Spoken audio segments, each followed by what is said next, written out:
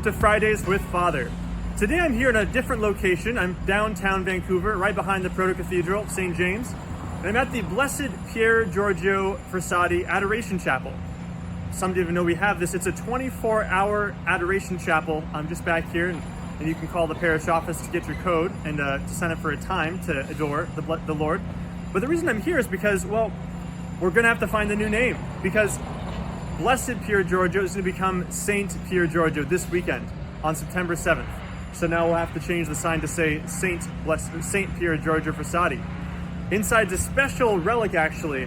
It's a photo of Blessed Frassati, going to be Saint Frassati, and it's actually a third-class relic that's been set upon the bed and it's touched different first-class relics of Blessed Pier Giorgio.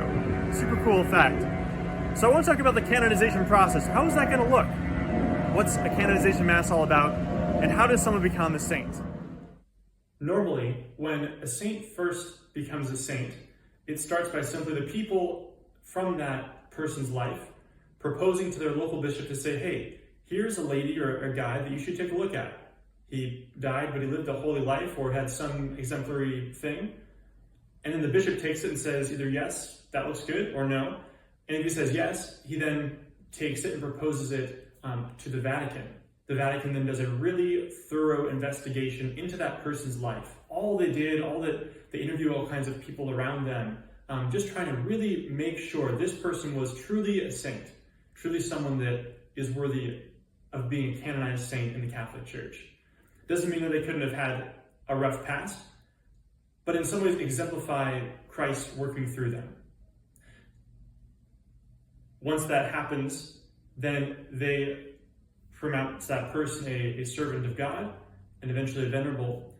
Once that person, that proposed saint, has a miracle attributed to them, meaning that there's some thing that medically or scientifically is impossible that happened based on their intercessions, then that person can become a blessed. That's what this person is, Blessed Pier Giorgio Frassati right now.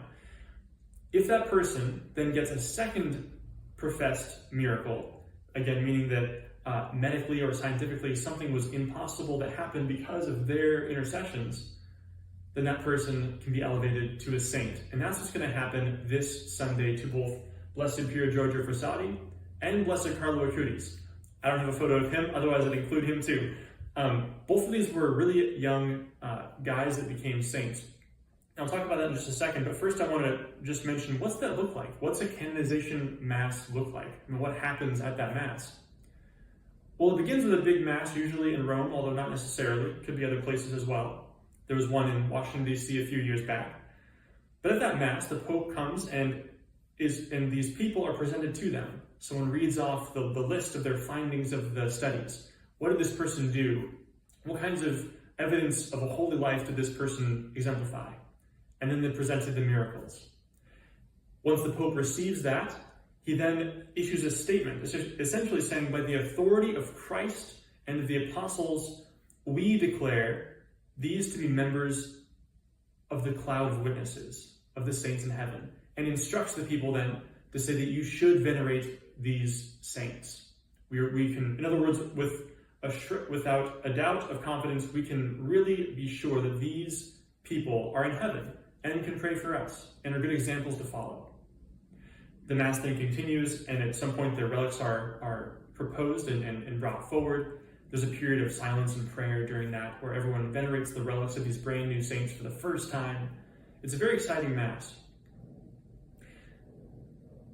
So that's what's going to happen on September 7th, and if you check, there should be a link here in the description. You should be able to go and look that up and watch it live stream, or after the fact as well. It's a very, very cool opportunity. Now, I wanted to just close by offering a few thoughts on why is it important to have these, or what's significant rather, about these two saints.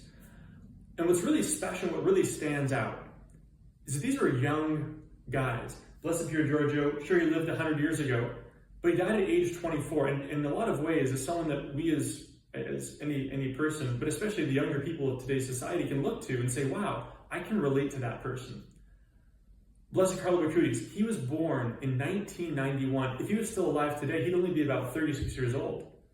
35 years old, gather, 36 years old. Somewhere in that ballpark. he wouldn't be that old. And so he's someone that we can look to and say, wow, he was into computer games and video games, and he loved coding and programming. And anyone who's interested in those things can look and say, wow, there's someone who gets me. And this is something that's really special about them. I'm sure it would have been so hard for both the families and the friends of Pier, Giorgio, and of Blessed Carlo Acutis to lose a friend so young. Blessed Pier Giorgio at 24 years old, and Acutis just at 15 years old is when he died.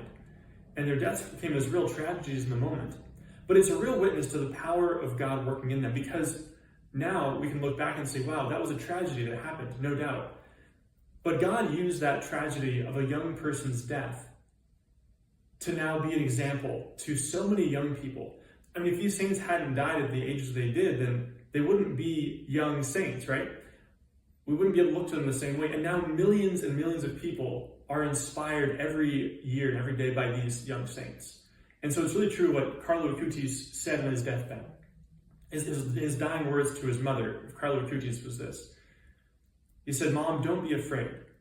Because Jesus became a man and died for us, we don't have to be afraid.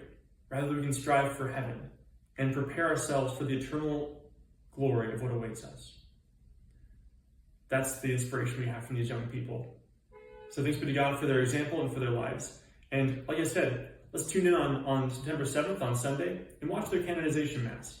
It's a really great, inspiring moment.